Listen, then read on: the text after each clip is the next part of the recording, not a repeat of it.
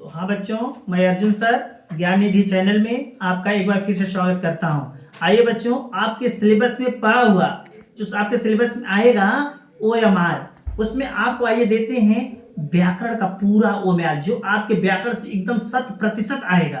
तो ठीक है, आइए चलते हैं अपनी OMR की तरफ।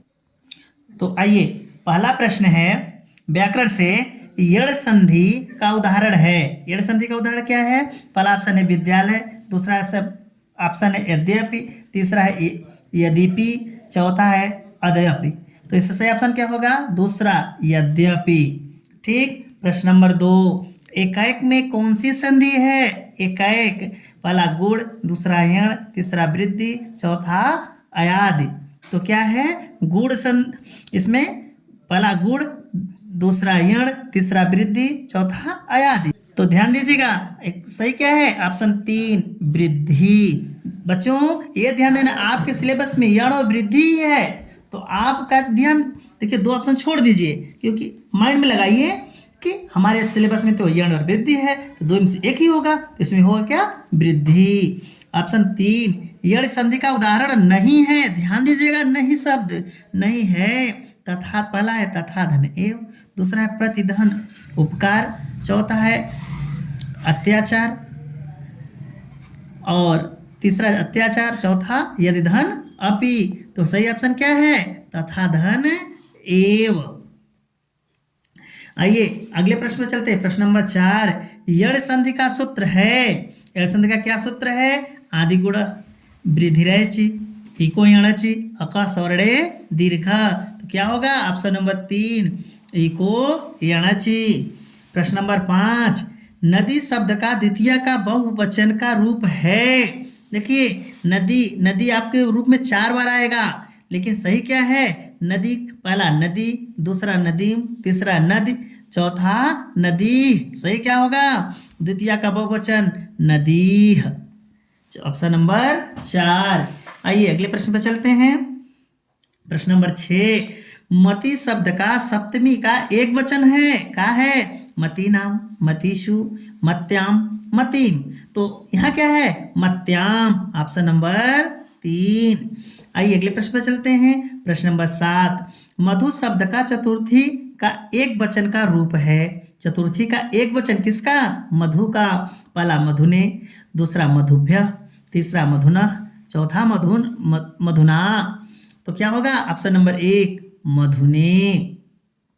प्रश्न नंबर 8, अगले प्रश्न पे आते हैं। 8 पर, फलान कौन सी विभक्ति का वचन है? फलान प्रथमा का द्विवचन, द्वितीय का बहुवचन, तृतीय का एक वचन, चतुर्थी का बहुवचन। तो फलान क्या है? द्वितीय का बहुवचन। आइए अगले प्रश्न पर चलते हैं। प्रश्न नंबर 9, पठता, ये धातु रूप से आ गया। पठता में कौन सा पुरुष वो वचन है? पठता में प्रथम पुरुष एक वचन, मध्यम पुरुष द्विवचन, मध्यम पुरुष बहुवचन, मध्यम पुरुष एक वचन। सही क्या होगा? पठतः। पठता क्या है? मध्यम पुरुष द्विवचन। आइए प्रश्न नंबर 10, हसेह। हसेह में कौन सा लकार है? लकार बताना है आपको। लट लकार, लोट लकार, लेट लकार, विधिलिंग लकार। तो हसेह मध्यम पुरुष का एक वचन है, क्या होगा? विधिलिंग लकार। कौन होगा? विधिलिंग लकार। आइए अगले प्रश्न पर चलते हैं। प्रश्न नंबर 11, कह रहा है द्रक्ष्याम। द्रक्ष्याम में कौन सा पुरुष बहुवचन है? प्रथम पुरुष एक वचन, मध्यम पुरुष एक वचन, उत्तम पुरुष एक वचन, इनमें से कोई नहीं। तो द्रक्ष्याम, ये द्रक्ष पक्ष का जो पश्य है उसी का रूप है, क्या होगा? उत्तम पुरुष एक वचन। आइए अगले प्रश्न पर चलते हैं। पचेह। पचेह में कौन सा लकार है? बताइए। पचे में लकार बताइए, पूछ रहा है। विधिलिंग लकार, लोट लकार, लंग लकार, लृट लकार। तो क्या होगा? ऑप्शन नंबर 1 विधिलिंग लकार। आइए अगले प्रश्न पर चलते हैं। प्रश्न नंबर 13, तस्याम स्त्रीलिंग। तस्याम स्त्रीलिंग का कौन सी विभक्ति हो वह वचन है? तो क्या है? चतुर्थी का एक वचन, पंचमी का एक वचन, षष्ठी का एक वचन, सप्तमी का एक वचन। तो क्या होगा? ऑप्शन नंबर 4 सप्तमी का एक वचन। बच्चों इस वीडियो को शेयर करिए अपने मित्रों के पास जल्दी से जल्दी, और बेल आइकन दबाइए, क्योंकि ज्ञान निधि पर जो भी वीडियो अपलोड हो आप तक सबसे पहले पहुँचे। आइए आगे चलते हैं। प्रश्न नंबर 14, युष्मत। युष्मत में विभक्ति व वचन बताइए।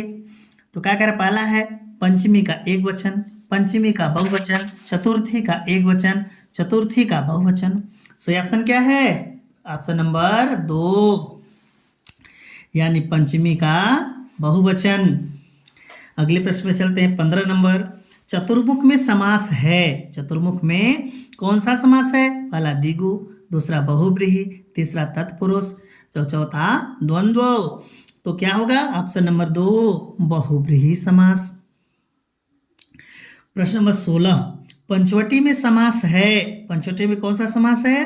कर्मधारय समास, द्विगु समास, बहुब्रीहि समास, द्वंद्व समास। तो सही ऑप्शन क्या है? पंचवटी में समास। तो ऑप्शन नंबर 2, द्विगु समास। आइए बच्चों, प्रश्न नंबर 17, कह रहा है हास्य रस व करुण रस का स्थायी भाव है। हास्य और करुण में कौन सा स्थायी भाव है? शोक व रति, दूसरा रति व हास, तीसरा हास व शोक, चौथा इनमें से कोई नहीं। तो इसका क्या होगा? ऑप्शन नंबर 3, हास व शोक।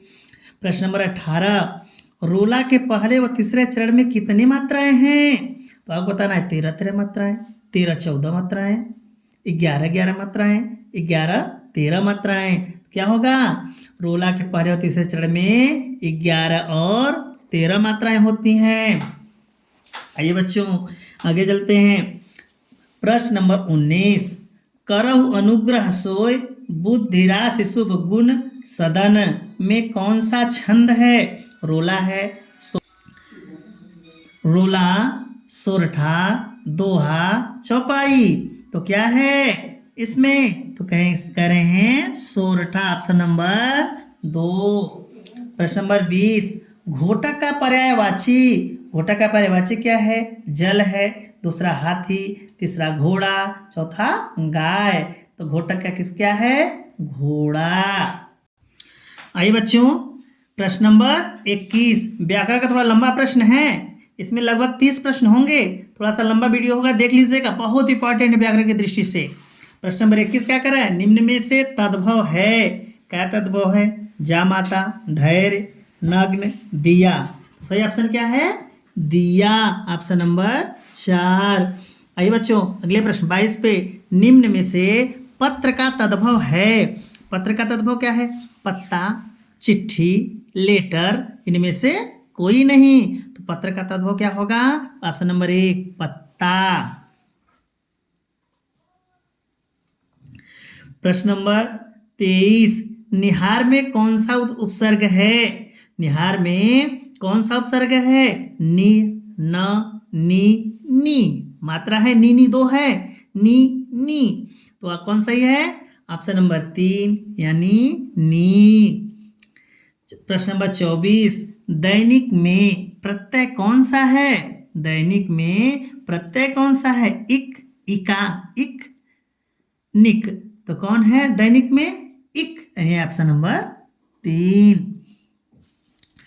प्रश्न 25, अगले प्रश्न पे आते हैं। अगले प्रश्न 25, संज्ञा के कितने भेद होते हैं? संज्ञा के कितने भेद होते हैं? 5, 6, 7, 8। तो क्या सही है? ऑप्शन नंबर 1, यानी 5। प्रश्न नंबर 26, जिन पदों के अलग अलग रूप वाक्यों में मिलते हैं उन्हें कहा जाता है। क्या कहा जाता है? अभिकारी, विकारी, क व ख दोनों, इनमें से कोई नहीं। तो ऑप्शन क्या सही होगा बच्चों? ऑप्शन नंबर 2, यानी विकारी।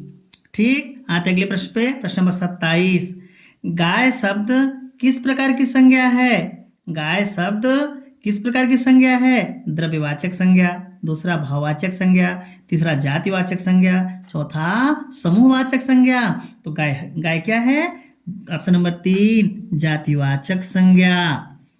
ठीक है, आते अगले प्रश्न पे चलते हैं बच्चों। प्रश्न नंबर 28, जो क्रियाएं संज्ञा, सर्वनाम तथा विशेषण शब्दों में प्रत्यय लगाकर बनती हैं उन्हें क्या कहा जाता है? यौगिक क्रिया, नाम धातु क्रिया, अनाम धातु क्रिया, प्रेरणार्थक क्रिया। क्या कहते हैं? नाम धातु क्रिया, यानी ऑप्शन 2 सही है। ठीक। कपूर, अगला प्रश्न है 29 नंबर। कपूर का तत्सम शब्द है। प्रश्न नंबर 29, कपूर का तत्सम शब्द है। कपूर का तत्सम क्या है? कर्पूर, कर्पूर, कपूर, कर्पूरी। तो आपका सही है ऑप्शन नंबर 2, कर्पूर। ठीक। प्रश्न नंबर 30, अंतिम प्रश्न बच्चों का है। उदित उदयगिर मंच पर रघुवर बाल पतंग में कौन सा अलंकार है? 4 ऑप्शन है, उत्प्रेक्षा, रूपक, उपमा, अनुप्रास। तो कौन सही होगा? ऑप्शन नंबर 2, यानी रूपक। ठीक। तो बच्चों ये रहा आपका व्याकरण का OMR का 30 प्रश्न। इसे खूब मन लगा के देख लीजिएगा और चैनल को सब्सक्राइब कर लीजिए जो ना किए हो, और अपने मित्रों को शेयर कर दीजिएगा। क्यों? क्योंकि OMR का प्रश्न सबके पास पहुंचे। धन्यवाद बच्चों, अगले वीडियो मिलते हैं।